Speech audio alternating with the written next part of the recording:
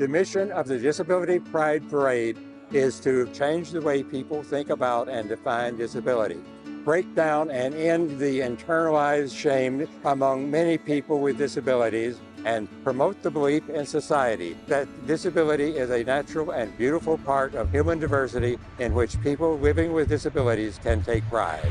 I'm a filmmaker who's passionate about LGBTQ+ issues, but like so many of us, I never grew up learning about our collective queer history. So, with the help of a few friends, we're traveling the world to different Pride celebrations to learn more about where we came from and where we are going.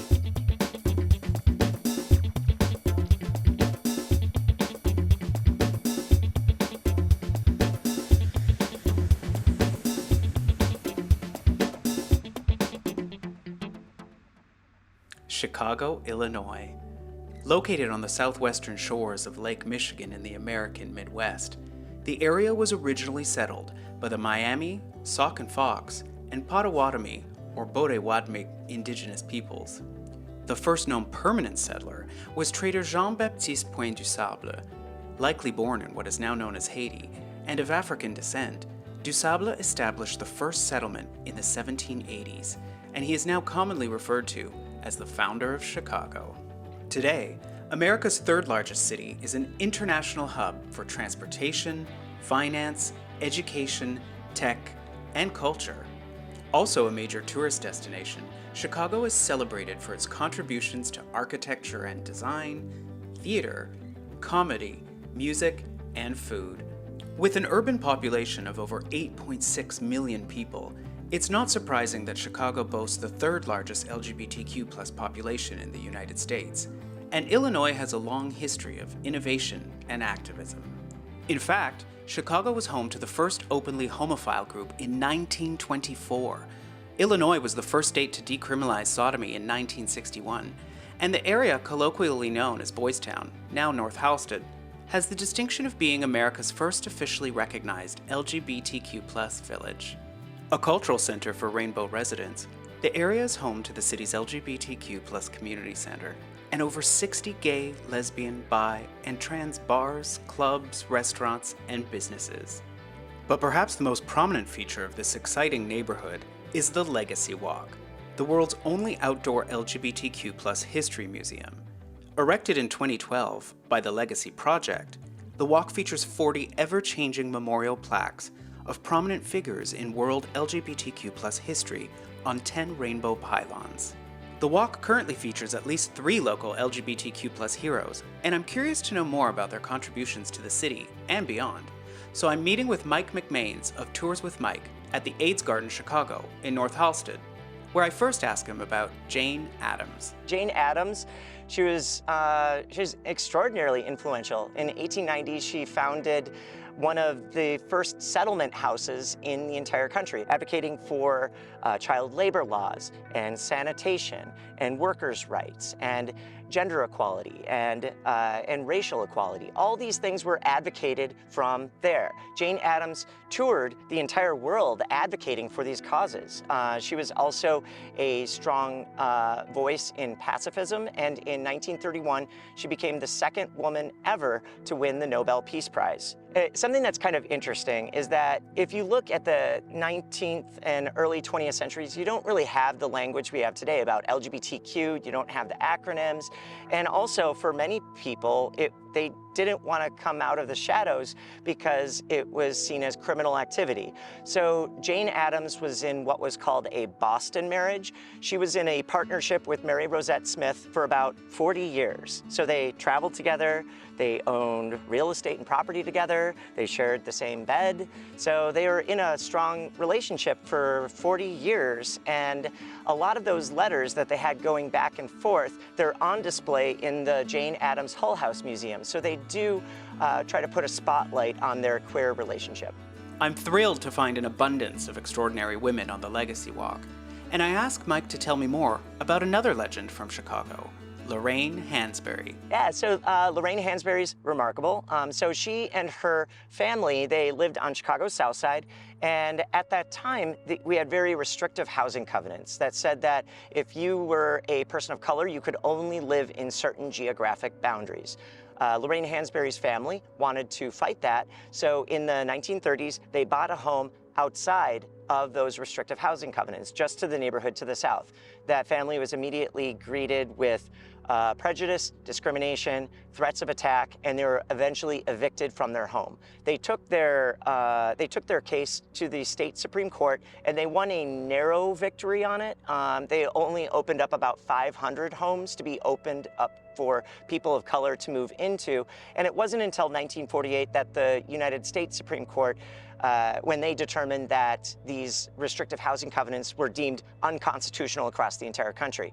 But the foundation of that story shaped what Lorraine Hansberry shared in her play, A Raisin in the Sun. She became the first Black woman to have a show shown on Broadway, and she's remarkable. She unfortunately passed away in her early 30s, and there's this amazing song by Nina Simone called Young, Gifted, and Black. And she has this great story about how when she was with Lorraine Hansberry one time, and she just looked into Lorraine's eyes and just saw this like huge weight and pressure of everything that she's had to endure in her life. And so that was the inspiration of how she wrote the song Young, Gifted, and Black. It wasn't until the 21st century that Lorraine Hansberry's estate released her diaries, and it was in those diaries that it was revealed that Hansberry had many very serious same-sex relationships. And so now I'd like to think that if she lived longer, that she would have been an openly LGBTQ person. The final local that is currently featured on the Legacy Walk is Daniel Sotomayor. So Daniel Sotomayor, he was a very important activist in Chicago in the 1980s, 1990s. At the time, we had the AIDS crisis in Chicago, and not just Chicago, but across the world, where we had so many gay men, or men who had sex with men, who were dying from this affliction. But our politicians and our business leaders were not really focused on it. They didn't seem to care. So Daniel Sotomayor, he founded ACT UP, the local chapter of ACT UP. And it was a very aggressive, in-your-face organization that was really aggressively confronting our leaders to say, hey, we're not gonna just sit and take this anymore. We're gonna confront you and force you to acknowledge this crisis that's happening in our community. In addition to founding that local chapter, he was also the first openly gay, nationally syndicated political cartoonist. So he was in newspapers all over the country, and he would sometimes include in his political cartoons ones that were about the AIDS epidemic, and trying to do ones that were specifically targeting then President George Herbert Walker Bush and his inaction on the AIDS crisis. Adams, Hansberry, and Sotomayor's achievements have helped shape Chicago and the world. But as is often the case, their contributions, sexual orientation, or gender identity might have been overlooked, minimized, or redacted entirely from most historic texts. But here, they are celebrated. And as the only installation of its kind in the world, the Legacy Walk was declared a U.S. Historic Landmark in 2019.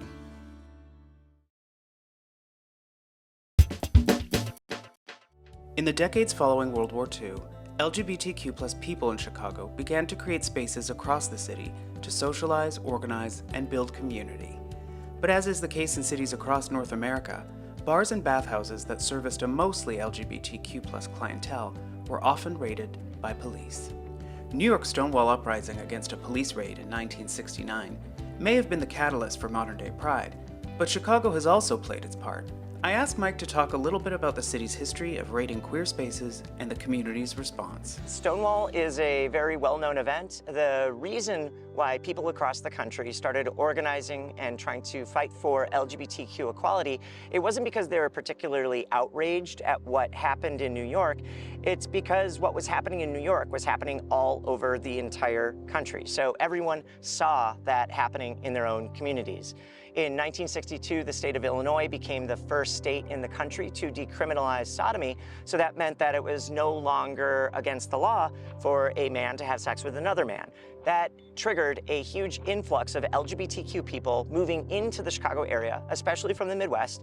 And there was more opportunity here, but we were definitely far from equality. There would commonly be police raids anywhere from 2 to 5 times per night. They would arrest the patrons there, arrest the employees, but they, for like nuisance laws, the criminal charges were always dropped. When people would when they would be going out at night, they would make sure that they would bring enough cash on hand to post bail. But the thing that was particularly egregious is that a lot of the times, the names of these people, their professions, and their addresses were publicized in the news. So they were, many of these people, they were outed and they were fired from their jobs, disowned by their friends and family. Reportedly, some even committed suicide from this exposure. So what was happening in New York was happening all over the country, including Chicago. When you were looking at the 1-year anniversary of Stonewall, that's when you started having these gay liberation marches. Today, they're called pride parades. And the very first one in the entire country happened in Chicago.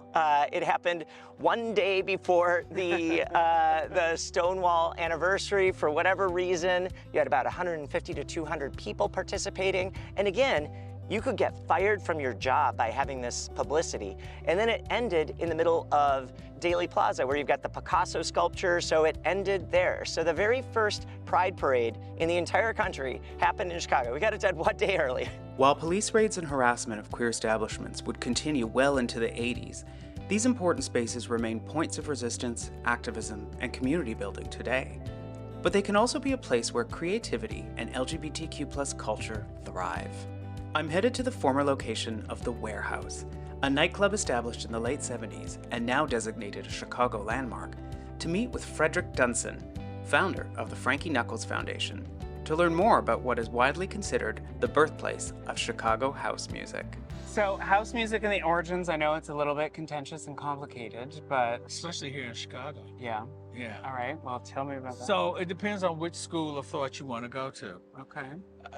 One school of thought is that it started here at the Warehouse, and hence house music, the music that was played here. Now, our different straight brothers and sisters, or more brothers and sisters, would like to say that they created it because they created those tracks in their house or houses, hence house music.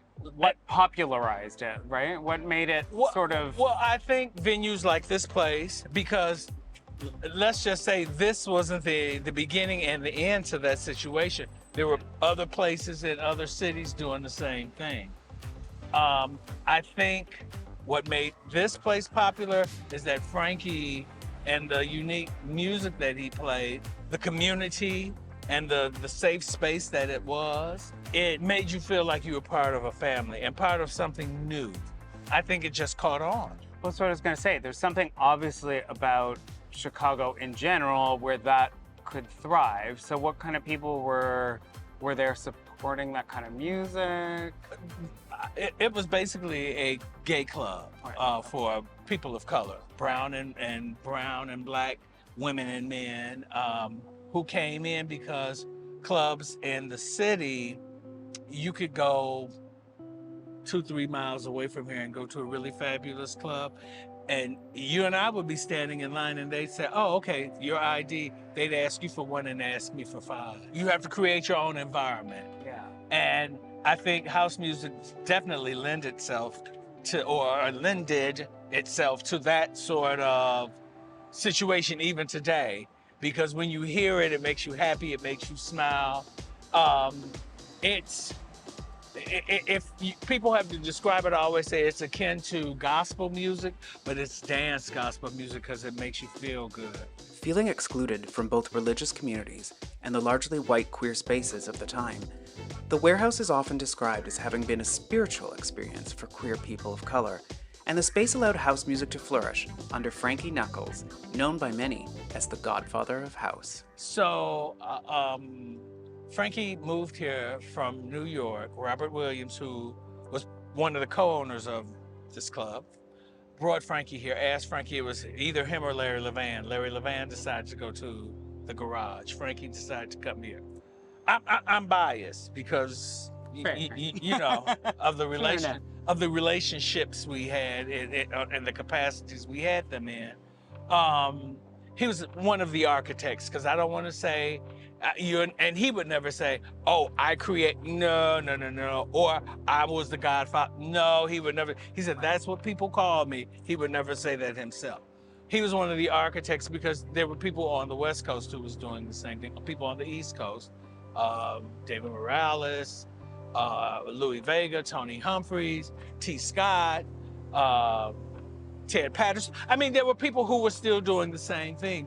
So let's not make it that he was the end all to it. I think Chicago just gravitated toward him.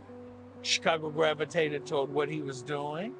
And it became a standard bearer for what we know here in Chicago and the world. Frankie Knuckles passed away in 2014, but his musical influence can be heard in contemporary artists across genres today.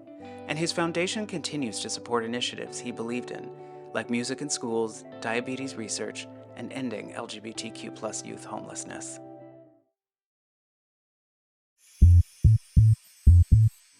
With a history of LGBTQ+ spaces, activism, and culture that continues to influence the world, it's no wonder that today Illinois is considered one of the most progressive states in the US. And that history of activism extends beyond LGBTQ+ specific issues.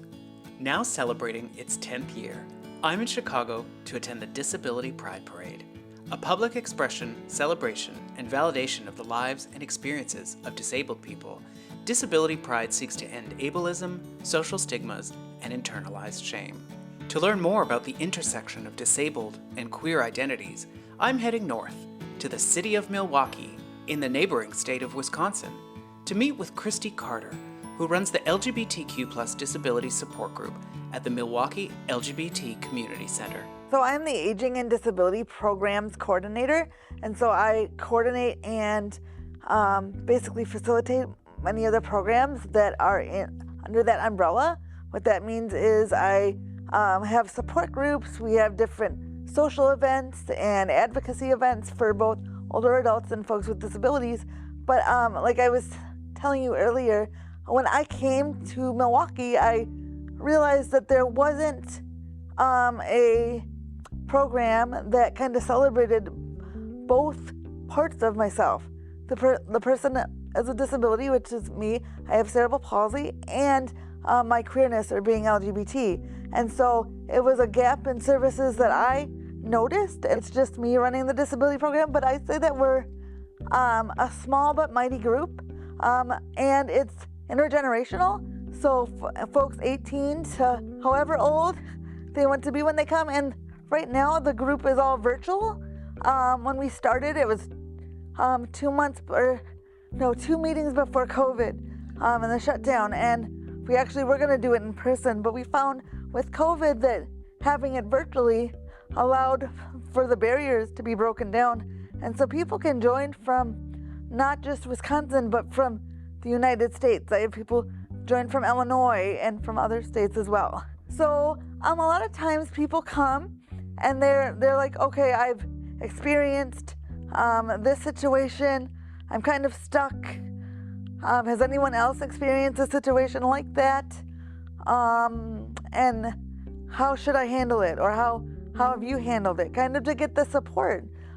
Because there are many things in the disability community and things that you have to navigate that not everybody, unless you live it or you know someone with that experience, will you know how to navigate. So it kind of empowers folks to be able to share their stories, share kind of what can be frustrating at times, that kind of the system and the world isn't basically built for people with disabilities, no matter it be physical or like a mental disability or a hidden disability. But I also help them kind of access services that they might need, whether it be LGBT or connect them to disability organizations, because that's a very hard web and a hard thing to navigate as well that can be stressful.